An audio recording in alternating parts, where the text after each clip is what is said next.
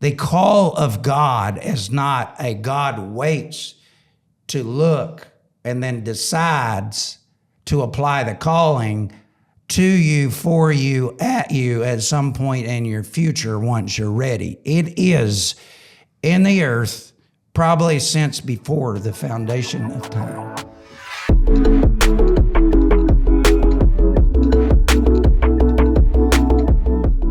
Hey man, so you and I have obviously had tons of conversations with people wrestling with this idea of, I think I'm called, is Jesus calling me? And both of us know, again, we say the harvest is plentiful, the laborers are few.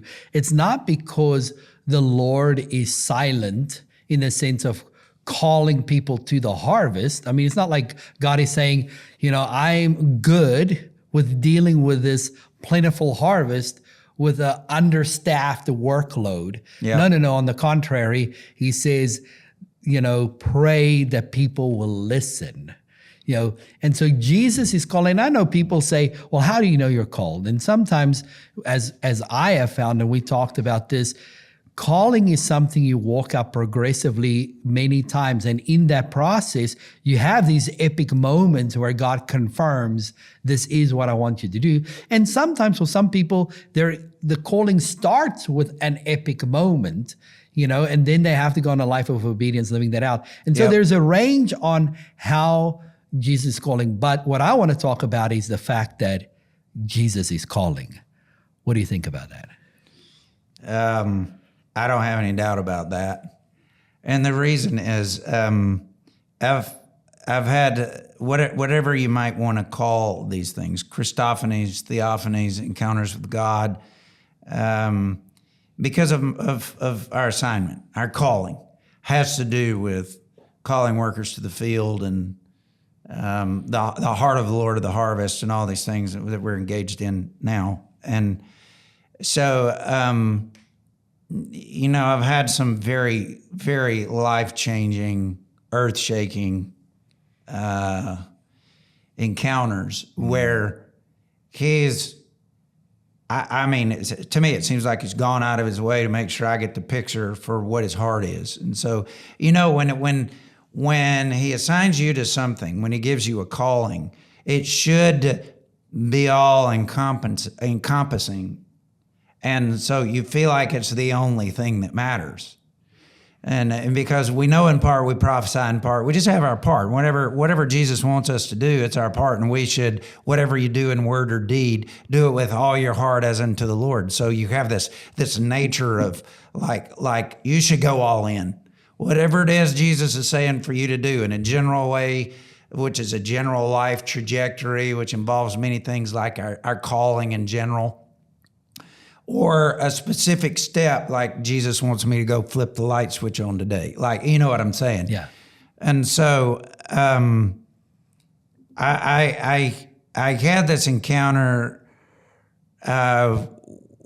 The first really dramatic encounter with the Lord that was sort of directionally specific, that put us really on the path that we're still on today, happened in 1989 on the top of a mountain in Yellowstone National Park. And that's basically when he said to me, he showed me a bunch of stuff, some of which we're doing now. And he said to me, basically, I want you to recruit, train, place, pastor, missionaries. Well, I was lost. I didn't know what that meant. So anyway, that put us on a trajectory. We started making trips. We ended up on the mission field, which I did not want to do.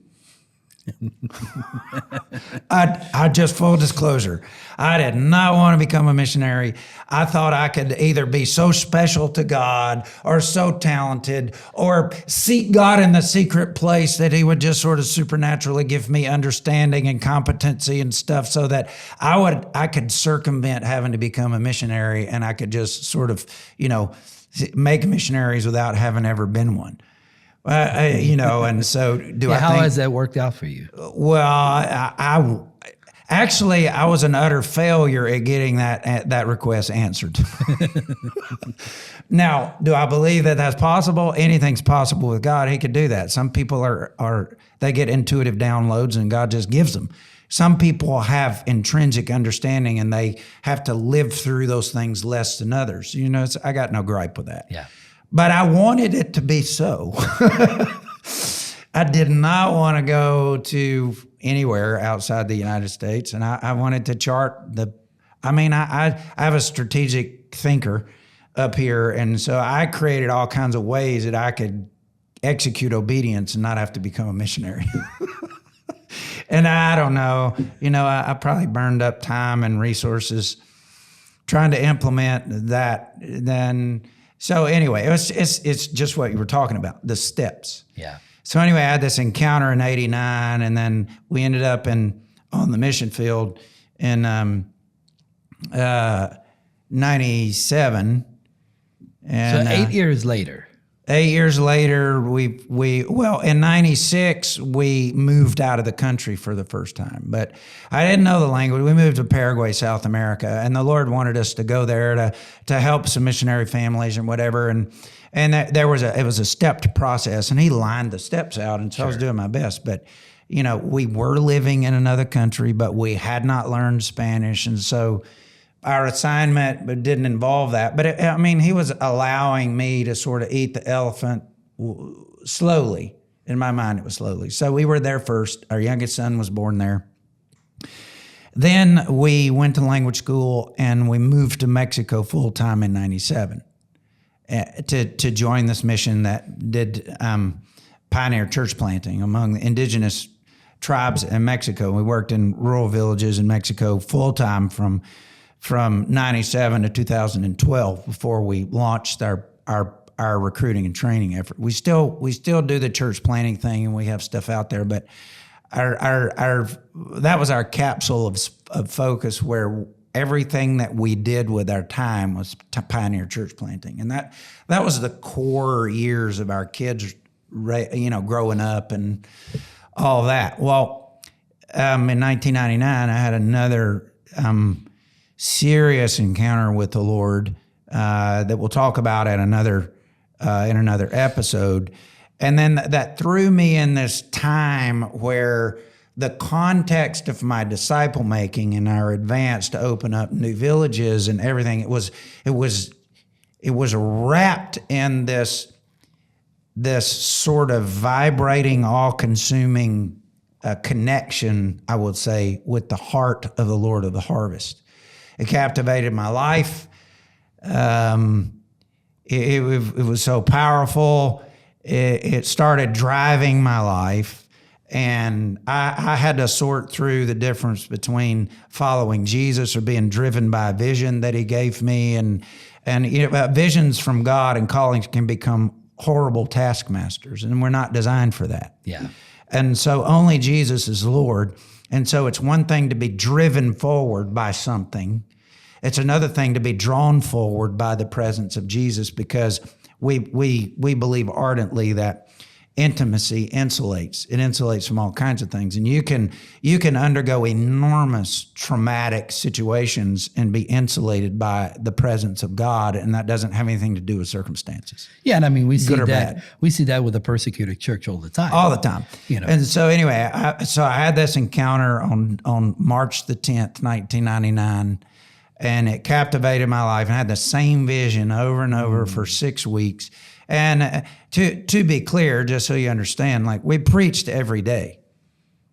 So most of the time we ended up not taking even one day off in a month. And so we were in at least one village a day, sometimes up to 3.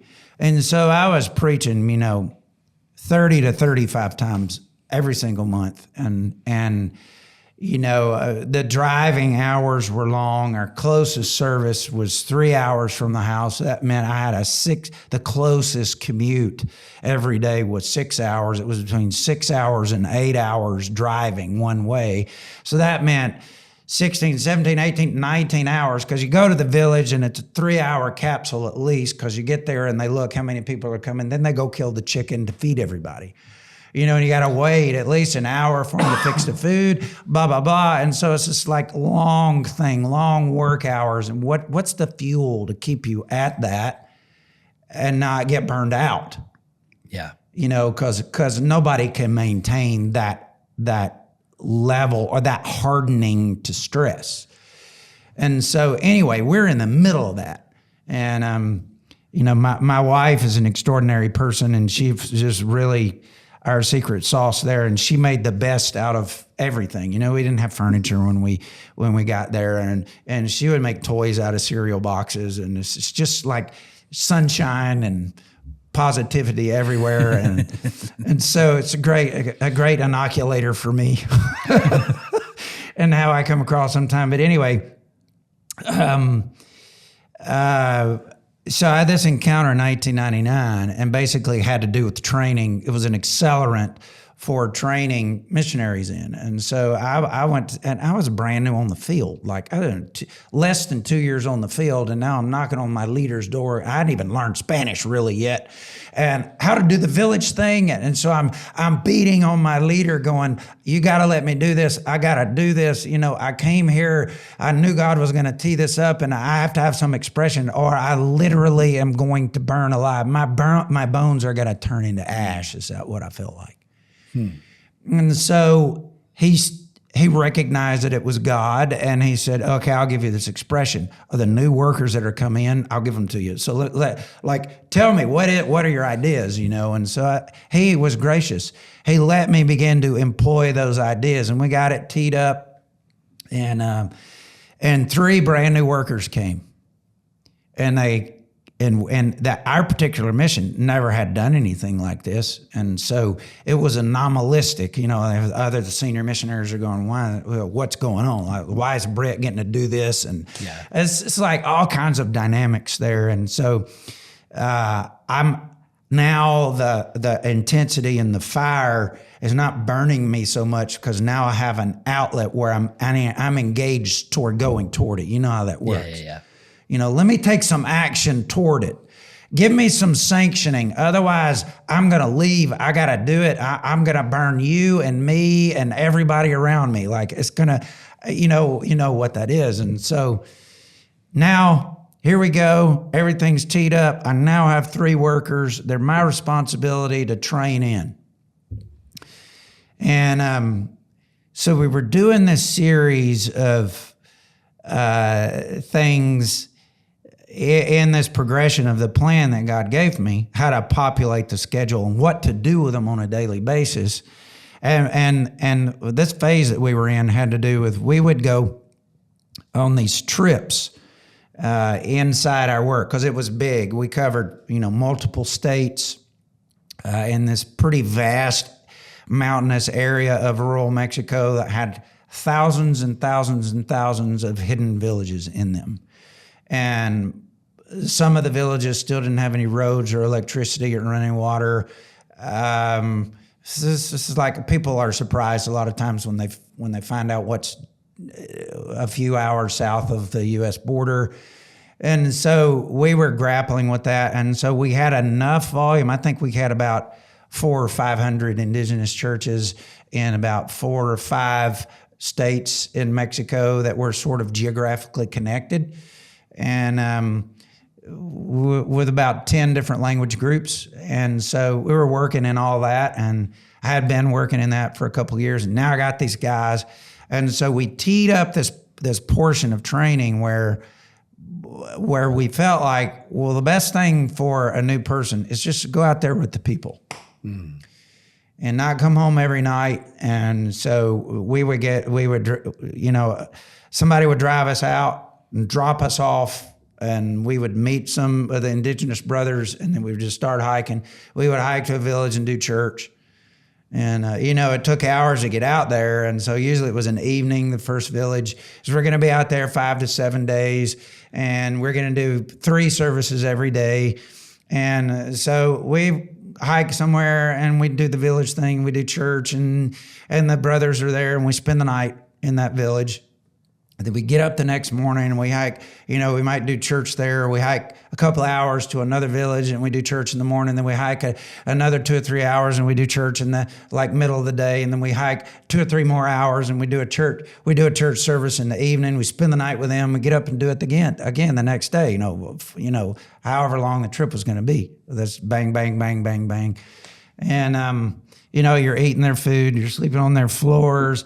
you're dealing with all the things, and it's hot and it's tired and it's dangerous and it's risky. And buggy. It's way buggy because that part of Mexico is like, rainforest jungle kind of things. It's like all these things. And then I got these 3 brand new workers who were dumb as a post. That's what I'm thinking. And now I've got the eyes of these encounters and the eyes of fire driving me, and this we can talk about this later, but the nature of the heart of the Lord of the harvest, ekbalo, this just fire. And it honestly, like, I can't say that I know whatever prophet it was said. The word of God in me is like fire shut up in my bones. Yeah. But that's how it felt. I mean, I didn't know how to manage it. And so I'm sure that I probably did a terrible job managing it, and I probably said a lot of mean things to those guys. Those guys, 2 of those guys are still in the mission field, and we work together today, but they are amazing people. But they had an amazing ability to say yes, but their competency and their like their attitudes and everything were not amazing at that point. And so it was incumbent upon me to kind of help them get through the process, and what I felt so burnt by Jesus. I just wanted to beat them all the time. And I felt like Nehemiah, I want to pull your hair out about half the time, or I'm like Ezra. I'm so frustrated at the fact that you don't understand that we just walked through the last 4 days, 100 villages that don't have the gospel. And I know you're going to quit because you're fat and lazy and you're going to leave. And what about them? And so, I would have all these moments where that's what would happen. And they're just trying to figure out, how to say Jesus loves you in Spanish. Because you're burning. I'm burning. But they're not. And, I wouldn't say that. Not to the degree that you are. No, that's right. Well, they're burning with their yes, and I would say they had an equal response to Jesus, but there's a differential there. Correct. I had this when I say I had a theophany, like I saw some things that still captivate my life. And so anyway, we were in this trip with these guys. We're now 5 or 6 days in. This particular day, I'll never forget it. We got up in the morning and we hit the trail early, and we hiked up over this mountain pass, and we came down into this valley, and we take off hiking down this valley. And these people walk for a living, the indigenous people. Like, they may weigh 120 pounds, but they can swing a machete all day, and I can't swing one for 30 minutes, and that they're not physically like strong, like they can't bench 500 pounds, but buddy, they can put 100 pounds of corn on their back strapped to their head and walk all day. And I can't do it for 5 minutes. Yeah. And they can walk fast, like they can walk all day 5 miles an hour in the mountains. And most people can't walk that fast. They have to jog. Yeah. To equal that speed. So we take off down this valley, and so I'm putting up with in me what was whining, and I'm just like hard head and all the things, and I'm griping and I'm on their case, and hoping their stay. I've got pressure on me because I went out on a limb and told my leader, it's God, and now he's like, okay, you better not run these guys off. There better be something different in outcome if I'm gonna let you do this. So I got all this pressure, but it's not anything in comparison to the eyes of fire of the Lord of the harvest that have burnt me and put me on this, right? So I'm trying to figure out how to deal with all this. We're 5 days in, and we hiked 15 miles in 3 hours. I'm tired. The Indians there eat beans and rice, and it's not enough calories for me, and I'm dealing with my blood sugar issues and whatever. And so now I'm just mad. Well, to make matters worse, we got to the end of this day, which was a 12 or 14-hour hiking day, and we were supposed to have church that night. So we're under the gun. We know, service is supposed to be at 6 o'clock at night or whatever. We started at dark 30 because I don't know where we're going, and we're depending on the brothers and them. And they're like, más por allá, hermano. It's just a little way. It's a little further. We got to go up, and like they don't know how to measure time or distance. They'll tell you, it's an hour away, and 7 hours later, you're not there. Yeah. You know how. Oh, I've been there. And so you've been there. So you know what that means. And so I'm like, now I'm running out of the fervency, and I'm just starting to Brits coming out on the surface, which is not good. And so, but I'm doing my best to obedient. At least I'm out there, So we get to the village.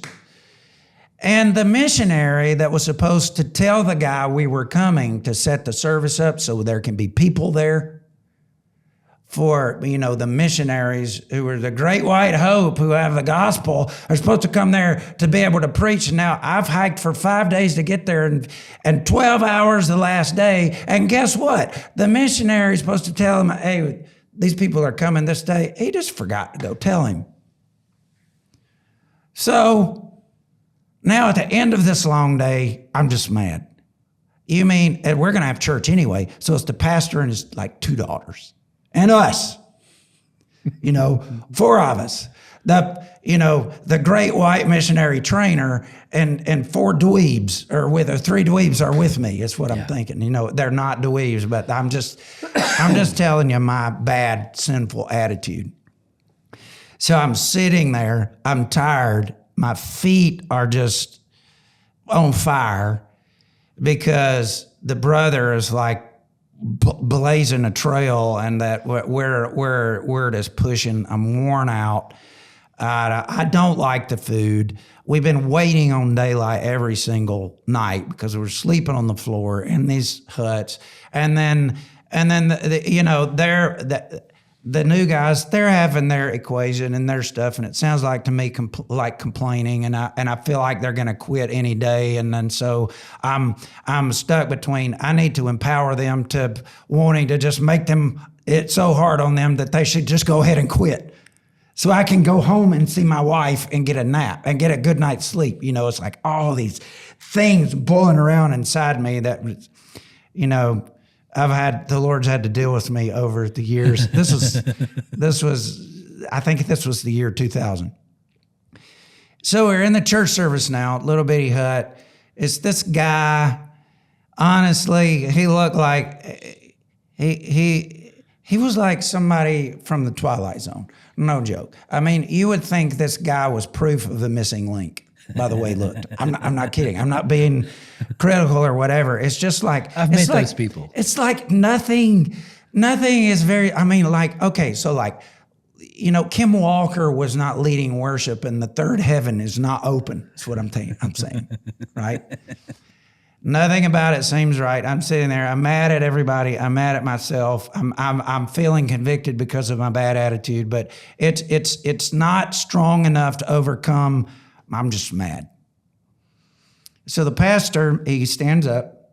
His 2 daughters are there. Wasn't even everybody in his family. They were not there. I mean, we could have easily gotten there and he not been there. Yeah.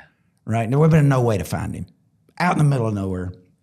So he's there, and he graciously feeds us, and then we go have church, which is a few of us. He starts playing the guitar. And those guitars that they have, they don't have any rods in the neck, so they go out of tune really easy, like the first 2 or 3 chords, and that sounds bad. And this guy can't sing. It's like everything's like, yeah, and I'm just like, and why did I want to do this? I'm the guy that said, this is God, and your grace tank for everything is empty. Every tank was empty. And so I'm sitting there, and I'm just mad clean through. And I'm like, on top of that, the missionary didn't do his job, and there's not even anybody here to preach to. And And then all of a sudden, I saw the Lord Jesus appear in the door of that little split bamboo, dirt floor, grass roofed church house that was not very big. It's maybe 20 feet wide and 40 feet long, with homemade benches in it, with this guy that's singing off tune and the guitar, and it only had 5 strings. It was out of tune, and nobody would buy it. Nobody would pay to listen to it. You know, there's nothing about this equation that is marketable or right. And that's where the King of Kings decided to show me that he was there. Well, and so there he is. I mean, like I saw him. He's standing in the door. He wasn't looking at me because I knew I'm in trouble if he looks at me. You know what he was doing? He was looking at Michael. It was the name of the pastor, and he was the most amazing love and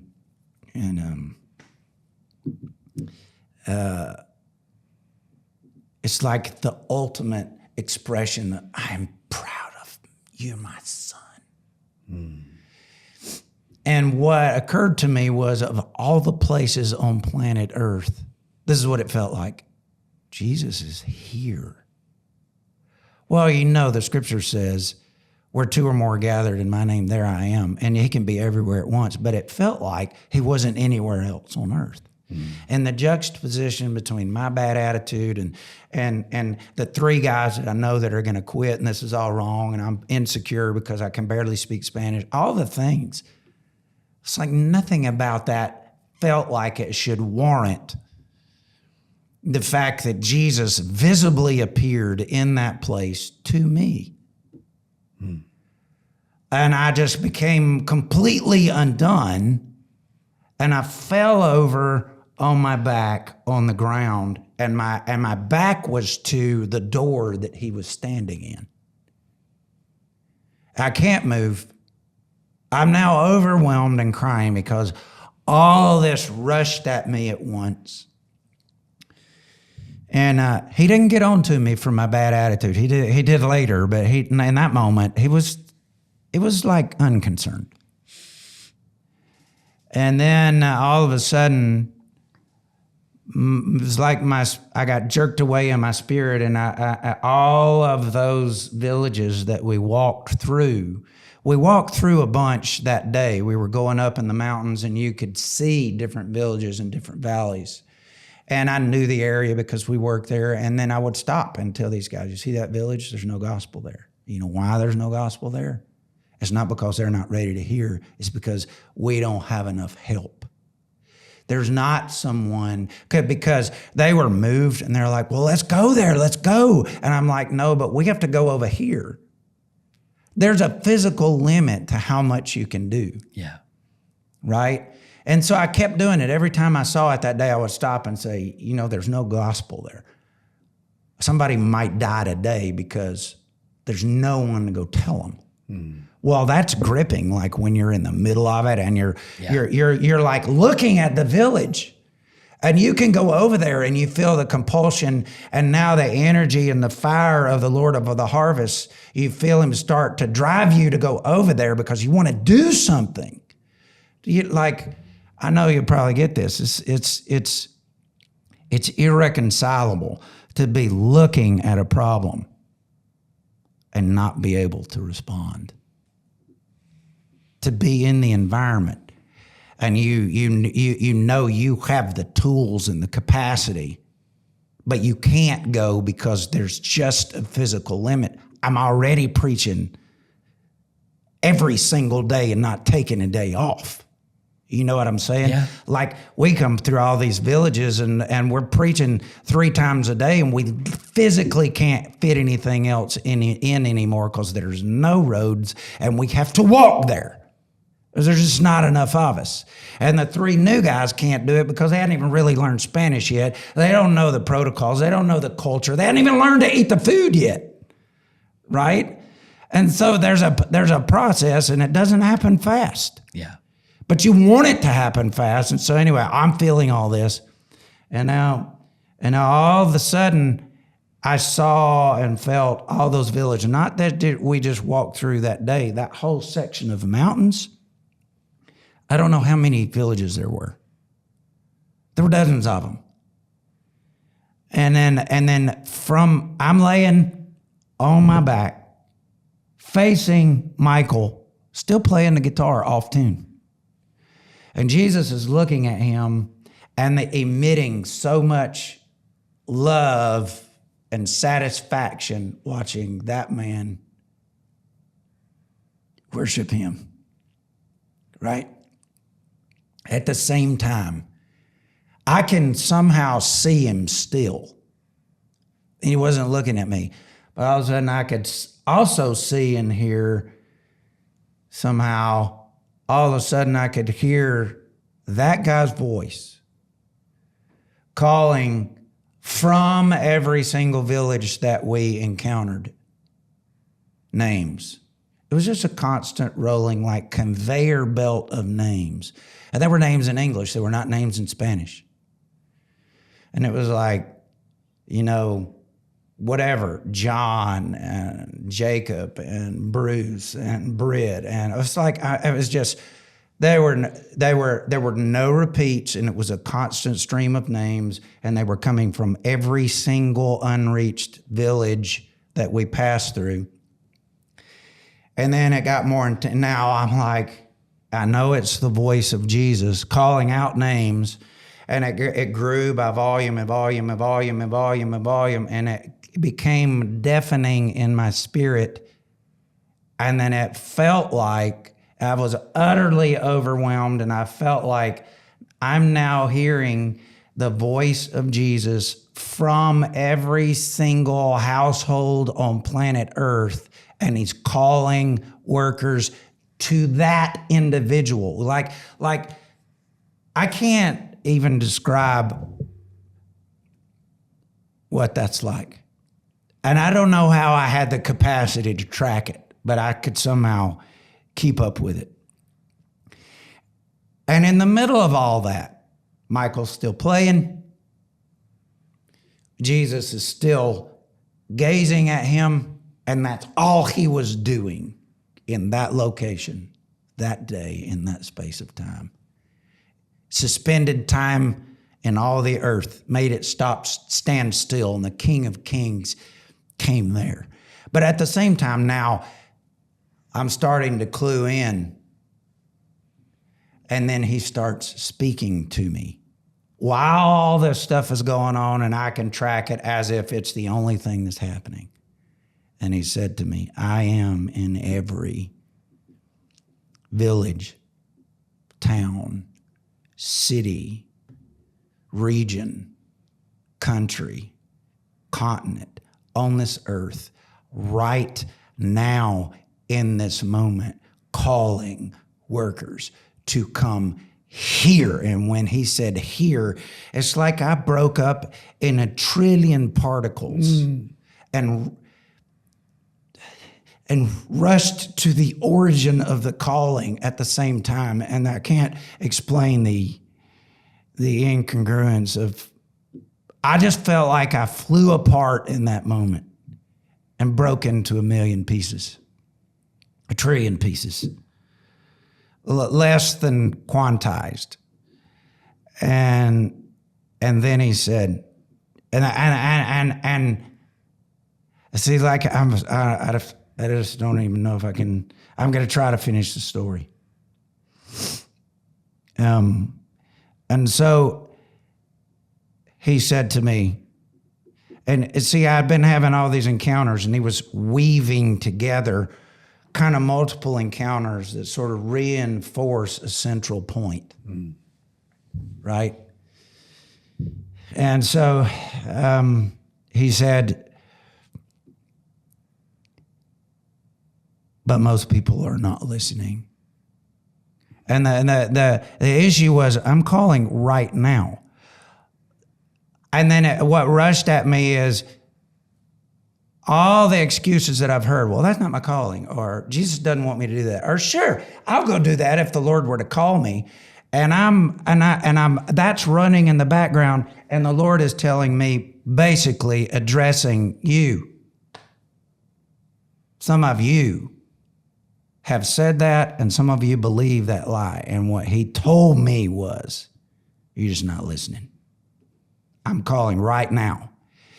The call of God is not a God waits to look and then decides to apply the calling to you, for you, at you at some point in your future once you're ready. It is in the earth probably since before the foundation of time.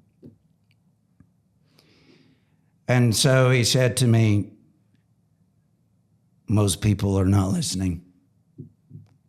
Of the few who listen and hear me, fewer actually respond and begin to take action. And of the few who take action, very few stay. And so I have a hard time dealing with any excuse. It doesn't matter. Like I said, I start thinking about this, and then it gets all consuming, and really nothing else matters to me. And then I get undone because I just can't convey it. I can't get it across to people. Yeah, well, there is for sure. And I think I've seen it in some other ways. There's an echo ringing consistently and continually, an echo of an invitation from the nations. Please come. Please come. And here's the amazing thing I have found. Even in our reluctance to respond, God is still doing the work he's asking us to do without us. There are visions and dreams of him happening throughout the earth. And it shouldn't be visions and dreams. It should be us. Yeah. Standing there. He shouldn't have to do things in spite of us. Correct. But he continues to do it because Amen. He will fulfill his mandate. But this echo is ringing consistently saying, come, come, come. And at the same time, Jesus is echoing in a lot of people saying, go, go, go. And there's this come, go, ringing in the hearts of a lot of people listening to this. And it's time for you to obey. It's time for you to obey. And don't overthink the practicalities and how's this going to work? How's that going to work? Just say yes. And then if you need help to somehow respond to that yes and execute that yes, and you don't know where to start, call us, email us, reach out to us. This is what we do. This is our mission, to help workers respond, to train them, and to help them stay. Email us at gatewaytomercy@mountaingateway.org. Take the step. We'll help you. Hey guys, thank you so much for joining the Gateway to Mercy podcast today. Please like, share, subscribe. Tell as many people as you can about us. And if you have any questions, any thoughts that you want to share, email us at gatewaytomercy@mountaingateway.org. Have a good day.